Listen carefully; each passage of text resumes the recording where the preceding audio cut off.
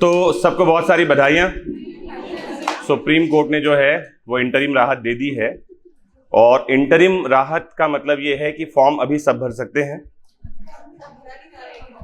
हाँ, कल तक जो है हाई कोर्ट ने अपडेट नहीं किया था, वेबसाइट में अपडेट नहीं हो पाया है अभी तक। मुझे नहीं पता, क्या पता आज हो जाएगा। तो एग्जाम की डेट बढ़ने की तो कोई संभावना नहीं है, क्योंकि सुप्रीम कोर्ट ने ये कहा है कि सारी चीजें टाइमली ही हों। लेकिन मुझे लगता है कि शायद फॉर्म भरने की डेट एक आध वीक बढ़ा सकते हैं ये, क्योंकि इन्होंने अपडेशन किया नहीं है। आज सैटरडे हो गया, कल संडे हो जाएगा, और अगर 2 दिन में कोई फॉर्म भरना भी चाहेंगे तो मुझे लगता है कि लोड इतना ज़्यादा होगा कि वेबसाइट ही क्रैश हो जाएगी, ऐसा कुछ होगा। वॉटएवर, बढ़िया बात यह है कि जजमेंट बढ़िया है, और जिस दिन ये नोटिफिकेशन आया था मैं तो उसी दिन से चीख चीख कर ये कह रहा हूँ कि ये बदलेगा, आज बदलेगा या कल बदलेगा, क्योंकि दिखाई पड़ रहा था वो किसी मतलब का नहीं है।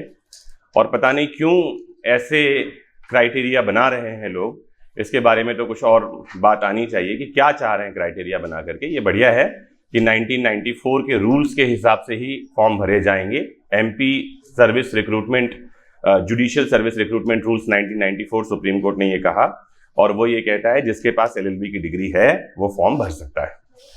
तो आप सब फॉर्म भरिए। लेकिन हाँ, इसमें सुप्रीम कोर्ट ने एक बात और कह दी है कि ये इंटरिम राहत है। इंटरिम का मतलब है कि बहुत कम समय बचा था, सुनने और डिसाइड करने में टाइम लग जाता, तो सबको अलाउ कर दिया है। और हाई कोर्ट को ये कहा है कि फरवरी 24 तक वो सारे पिटिशंस को डिसाइड करें। इसका मतलब ये है कि प्री एग्जाम हो जाने के बाद मेंस के पहले तक हाई कोर्ट को डिसीजन लेने पड़ेंगे पिटिशंस पर। मुझे उम्मीद है कि हाई कोर्ट कुछ भी एडवर्स डिसीजन नहीं लेगा, और लेगा तो वापस सुप्रीम कोर्ट का दरवाजा खटखटाया जाएगा। मतलब ये वाला जो एग्जाम है ऐसे ही चलेगा। ट्रेन स्टेशन पर पहुंच जाएगी तो भी आउटर पर खड़ी रहेगी। अगर आपने इंडियन ट्रेन का देखा है तो समय पर चलती रहती है, पता नहीं क्या होता है, रुक जाती है। क्या हुआ भैया? कुछ नहीं, आउटर पर खड़ी है। काहे के लिए? जल्दी पहुंच गए थे। तो कोई नाराज ना हो जाए कि जल्दी क्यों पहुंच गए थे। तो इस बार ट्रेन ऐसी ही चलेगी, लेकिन जैसे भी चले मंजिल तक पहुंचेगी। आप लोग भरोसा रखिए अपने आप पर। एग्जाम जनवरी में ही होगा, तो आपके पास बहुत ज़्यादा समय है नहीं। जो लोग अभी एग्जाम देने वाले हैं वो तो एक सूत्रीय कार्यक्रम करो, मल्टीपल चॉइस क्वेश्चन सॉल्व करते रहो, रिवीजन करो 1 से ज़्यादा बार। जनरल नॉलेज जो है जीके, उस पर ध्यान रखो, क्योंकि लॉ हर बच्चा पढ़ रहा होता है। आपकी जानकारी के लिए बता दूं, एमपी जुडिशरी की कहानी है कि 110 नंबर्स पर हर कोई फाइट कर रहा है। निकाल कौन ले जाता है? जो वो 40 नंबर पर ध्यान रखता है। और मैक्सिमम लोग उस 40 मार्क्स की तरफ ध्यान ही नहीं देते। क्यों नहीं देते ध्यान मुझे नहीं पता, लेकिन वो 40 नंबर ही स्कोरिंग है, जिसमें कंप्यूटर है, जनरल नॉलेज है, करंट अफेयर्स है और इंग्लिश है। तो आप थोड़ा इन चीज़ों पर ध्यान रखिए, और सबसे पहला काम कर लीजिए कि प्रीवियस ईयर्स के क्वेश्चन सॉल्व कीजिए और बैठ करके MCQs लगाइए। नए जो एक्ट है उन पर ध्यान रखिए, क्योंकि नए एक्ट में भी फाइट होगी। बहुत सारे लोग नए एक्ट पढ़ नहीं रहे हैं, और एक्ट पढ़ करके MCQs सॉल्व करना और सीधे MCQs सॉल्व करने में बहुत डिफरेंस है। समझने के बाद जब हम सॉल्व करते हैं तो कई बार टेक्निकल क्वेश्चंस आ जाते हैं, क्वेश्चन घुमावदार हो तो भी आपका आंसर सटीक निकल कर आता है। रटी हुई बात बहुत ज़्यादा काम में आती नहीं है। तो आपको बहुत सारी शुभकामनाएं फिर से एक बार। मुझे बहुत खुशी हुई इस जजमेंट को देख करके, मैं तो एकदम गदगद हो गया।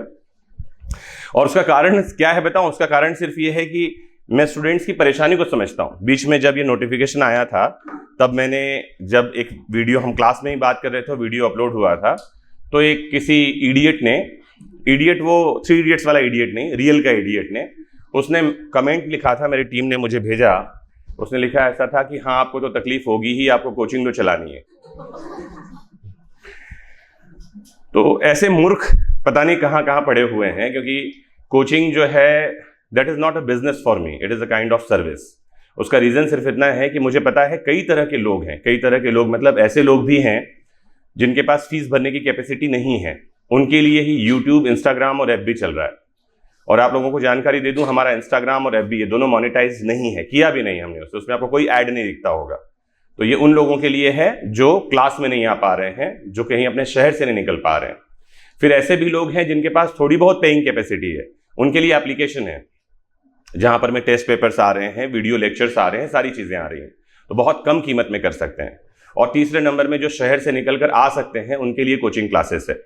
तो कोचिंग क्लास में एक सर्टेन फी इसीलिए होगी, उसका कारण है कि हमको ये सब शो चलाना है, इंफ्रास्ट्रक्चर है उसके भी पैसे लगते हैं, स्टाफ है उसके पैसे लगते हैं। तो कई तरह की चीजें हैं, कई लेयर्स हैं। अगर मेरी कैपेसिटी में होता या मेरे पिताजी अंबानी होते तो मैं फ्री में ही पढ़ा रहा होता। जिसको पढ़ना है पढ़ो, नहीं पढ़ना है मत पढ़ो।